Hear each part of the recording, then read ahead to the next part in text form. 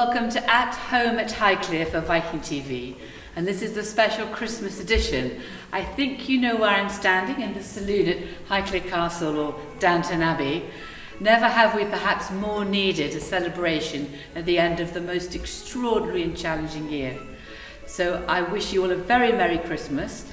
And part of my journey at Christmas was what I translated into this book, Christmas at Highclere, beginning with a journey from a traveller arriving here in 800 AD through the different traditions, different recipes, and above all focusing on Charles Dickens.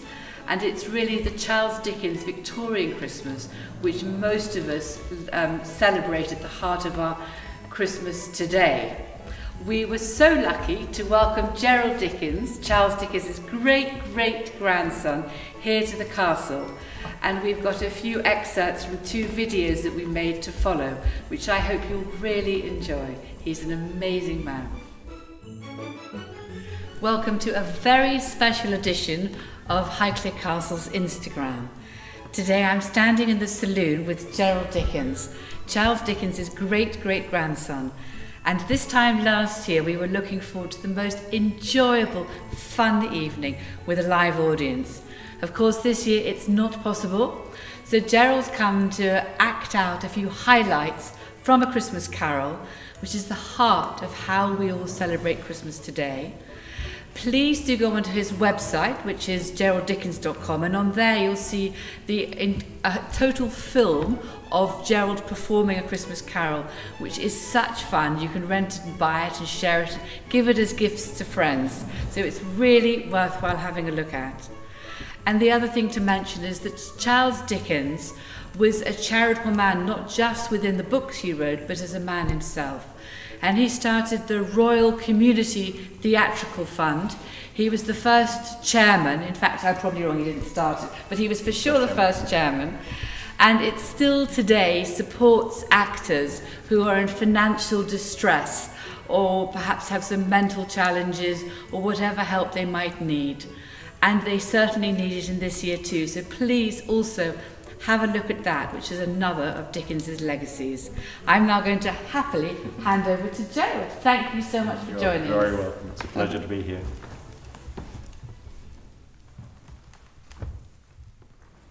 Marley was dead, to begin with. There is no doubt whatever about that.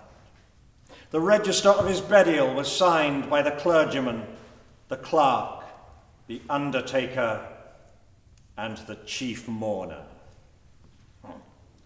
Scrooge signed it, and Scrooge's name was good upon change for anything he chose to put his hands to. Old Marley was as dead as a doornail. Scrooge knew he was dead. Well, of course he did.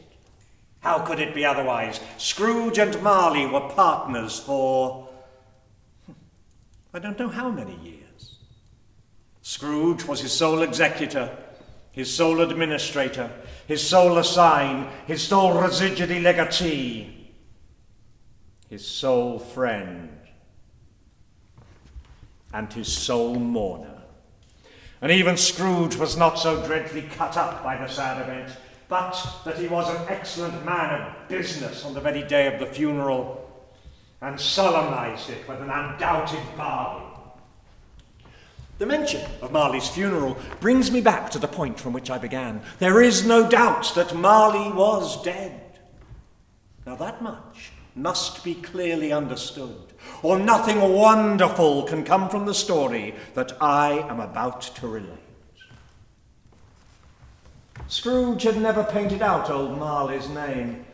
There it stood years after above the warehouse door, Scrooge and Marley. The firm was known as Scrooge and Marley, and sometimes people new to the business called Scrooge, and sometimes Marley. But he answered to both names. It was all the same to him.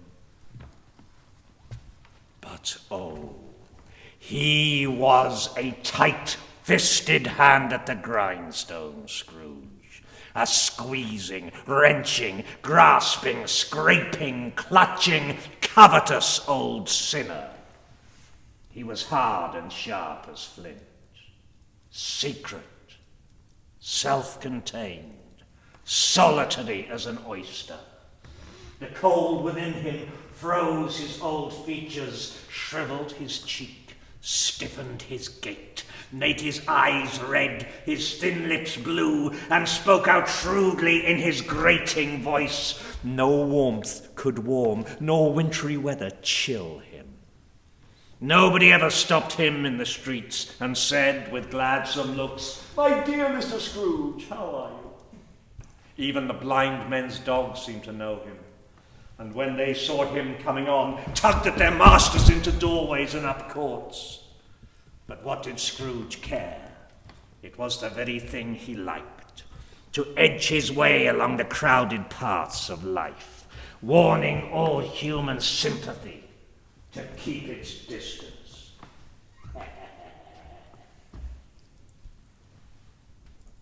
Once upon a time, of all the good days in the year, on Christmas Eve, old Scrooge sat busy in his counting house.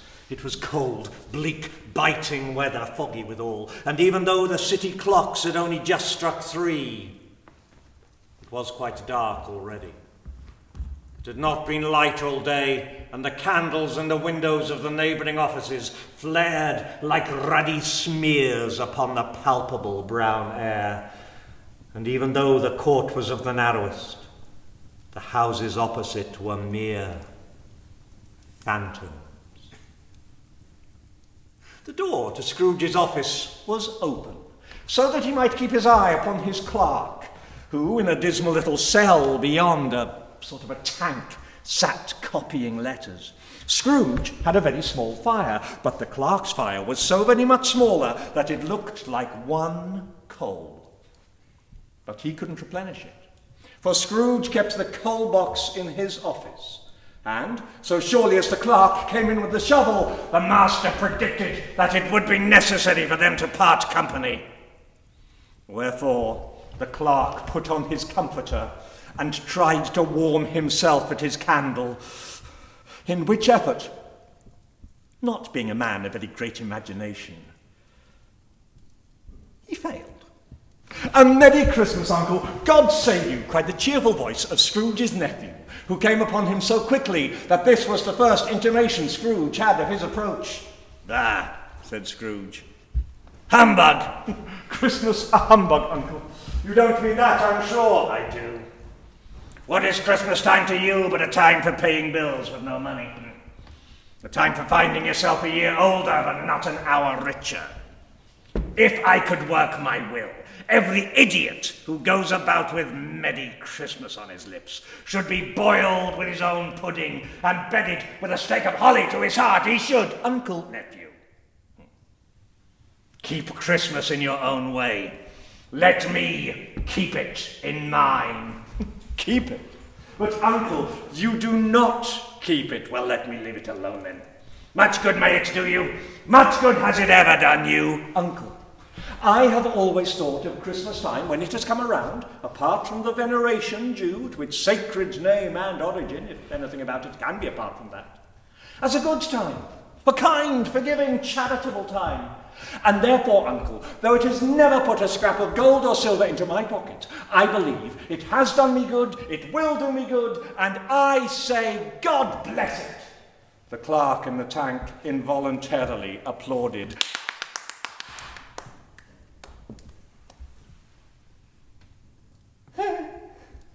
And becoming immediately sensible to the impropriety, poked at his fire and extinguished the last frail spark forever.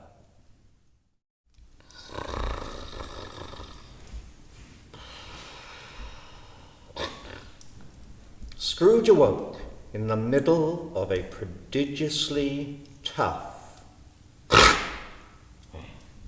snore, the very core and centre of a blaze of ruddy light.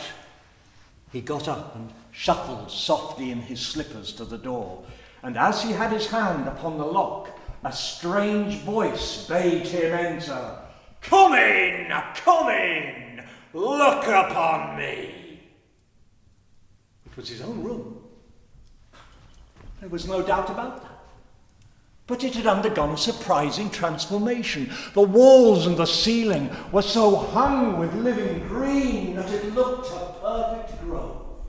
And heaped upon the floor to form a kind of a throne were turkeys, geese, game, brawn, great joints of beef, sucking pigs, long wreaths of sausages, cherry-cheeked apples, luscious pears, barrels of oysters, and seething bowls of punch that made the chamber dim with their delicious steam.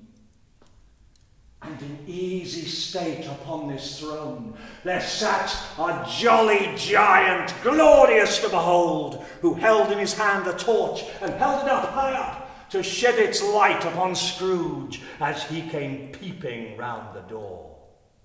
It was clothed in a green robe, and this garment hung so loosely on its figure that its capacious breast was bare. Its hair was long and free, free as its sparkling eye, its open hand, its cheery voice, its unconstrained demeanour, and its joyful air. Come in, and know me better, man. Oh, I am the ghost of Christmas present. Look upon me.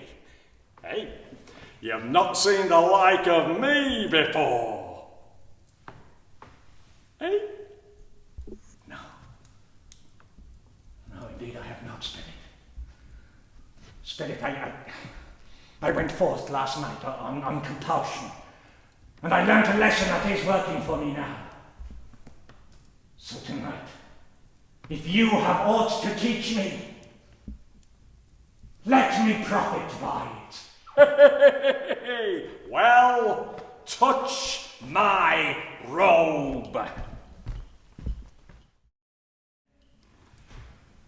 Scrooge was better than his word. He did it all and infinitely more. And to Tiny Tim, who did not die, he was a second father. He became as good a friend, as good a master, as good a man as the good old city knew, or any other good old city, town, borough in the good old world.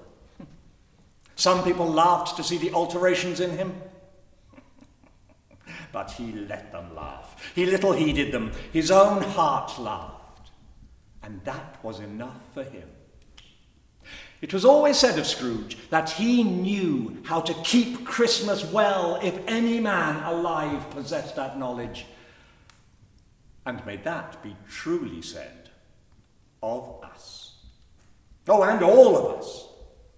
And so, as Tiny Tim observed, God bless us, everyone, a very Merry Christmas.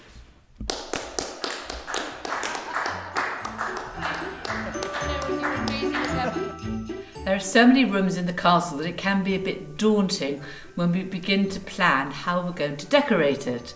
So this year, 2020, we've actually gone with quite a Victorian theme. We wanted to go back to some of the reassuring roots of Christmas. But having said that, we look at each room, and this beautiful green drawing room is often best set off with silver and greens and the pale colours.